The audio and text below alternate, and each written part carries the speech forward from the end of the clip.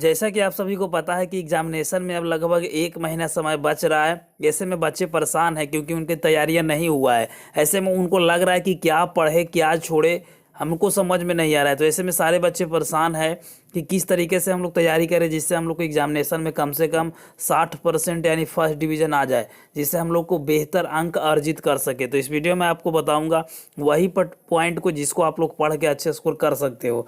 मैं ये नहीं, बोर्ड के अध्यक्ष के द्वारा इस चीज़ को बताया गया है कि इस चीज़ों को अगर पढ़ते हैं तो अच्छे स्कोर कर पाएंगे। तो चलिए वीडियो को शुरू करते हैं। सबसे पहले यहाँ पे देखिए कि छात्र छात्राओं को स्कूल में मिली इसकी जानकारी। सभी प्रश्न एनसीईआरटी बुक से ही आएंगे। कहने का मतलब ये है कि अगर अभी भी आपके पास समय है तो एनसीईआरटी का जितना भी ऑब्जेक्टिव है वो सारा का सारा रट जाइए। सब्जेक्टिव भी अगर हो सकता है तो रट जाइए, क्योंकि हू बहू अगर क्वेश्चन को लड़वाना है कि सेम टू सेम लड़ेगा एग्जामिनेशन में तो आपको एनसीईआरटी से किताब से ही पढ़ना पड़ेगा। ये जानकारी मैं पहले भी दे चुका हूँ, बट बहुत सारे स्टूडेंट अभी भी पता नहीं है। बोर्ड की माने तो सारे प्रश्न एनसीईआरटी पाठ्यक्रम से ही रहेंगे, दूसरे पब्लिकेशन से कोई नहीं पूछा जाएगा।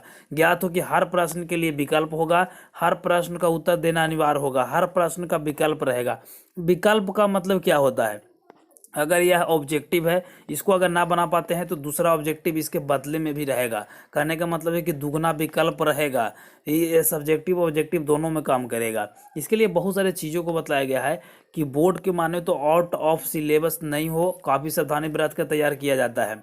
चैप्टर के अंदर या बाहर कहीं से भी प्रश्न पूछा जा सकता है। ऐसे में छात्रों को अपनी तैयारी पूरी तरह से करनी चाहिए। कहने का मतलब ये है कि क्वेश्चन को सटीक यहाँ पे सेट किया जाता है। ऐसा नहीं कि हार्ड पेपर रह जाएगा, मतलब क्वेश्चन का लेवल बहुत ज़्यादा हाई रहेगा, क्वेश्चन बच्चे से नहीं बन पाएंगे। ऐसा क्वेश्चन नहीं रहेगा, क्वेश्चन एकदम ईजी रहेगा। देखिएगा तो आपको लगेगा कि क्वेश्चन का आंसर हमें याद है, बट एग्जामिनेशन के समय आपको भूल जाइएगा। तो इस चीज़ को आप लोग ध्यान रखिएगा कि लिख कर याद कीजिए, ठीक है। लिख कर अगर याद कीजिएगा तो आपको याद रहेगा। बहुत सारे दिशा निर्देश भी दिया गया कि चैप्टर में दिए गए प्रश्न के अलावा चैप्टर के अंदर से भी प्रश्न पूछे जाएंगे। अब इसका मतलब क्या हुआ? कहने का मतलब है कि अगर एनसीईआरटी किताब को अगर पढ़ लीजिएगा तो पढ़ने के बाद भी खुद से बहुत सारे क्वेश्चन आप भी क्रिएट कर सकते हैं। तो वही क्वेश्चन भी पूछा जा सकता है, या फिर जो क्वेश्चन आपको एनसीईआरटी किताब जब जैसे ही पढ़ के समाप्त कीजिएगा तो लास्ट में क्वेश्चन रहता है, ऑब्जेक्टिव रहता है, तो उसमें से भी पूछा जाएगा। तो वही चीज़ बताया गया है। और बोला गया कि चैप्टर के दिए गए बॉक्स से यहाँ पे अच्छे तरीके से तैयारी कर सकते हैं। और बोला गया है कि वैल्यूएबल बेस्ड प्रश्न भी पूछे जा सकते हैं चैप्टर के अंदर से। ये सभी चीज़ों को बारे में बताया गया है कि सभी विषय से पूछे जाएंगे वैल्यूएबल बेस्ड प्रश्न। तो ये 10वीं 12वीं के दोनों स्टूडेंट से पूछे जाएंगे। चलिए अब नीचे आते हैं तो कैसे तैयारी करना है। तो यह टेली काउंसलिंग के जरिए यहाँ पे सारे प्रोफेसर लोग भी बता रहे हैं कि बोर्ड के मॉडल पेपर से करें नियमित अभ्यास। अब देखिए एनसीईआरटी किताब से याद कीजिएगा तो उतना समय नहीं है, तो इसके लिए मॉडल पेपर से नियमित अभ्यास कीजिए। नियमित अभ्यास करने का मतलब यह है कि 2018 से लेकर या फिर 2017 से लेकर जितना भी मॉडल पेपर बिहार बोर्ड पूछा है वह लेकर 2022 तक जितना भी पूछा है सारा को मॉडल पेपर को रट जाइए। 23 वाला तो आप लोग रट ही गए होंगे, 22 तक रट लीजिए पूरा। उसके बाद क्वेश्चन बैंक को रट लीजिए। बहुत सारे चीज़ों को इसमें बताया गया है। अगर अगर इन सभी चीज़ों को अगर कर लेते हो तो बहुत अच्छे अंक कर पाएंगे। जैसे कि इंटरमीडिएट में ही बात किया जाए तो 30 अंक का यहाँ पे प्रायोगिक परीक्षा लिया जाएगा, जिसमें 12 अंक का प्रैक्टिकल, 5 अंक का कॉपी, ये सभी मौखिक वगैरह 5 अंक का। लेकिन शब्दों को सीमा अगर आप लोग जानते हैं तो अच्छे स्कोर पर कर पाएंगे।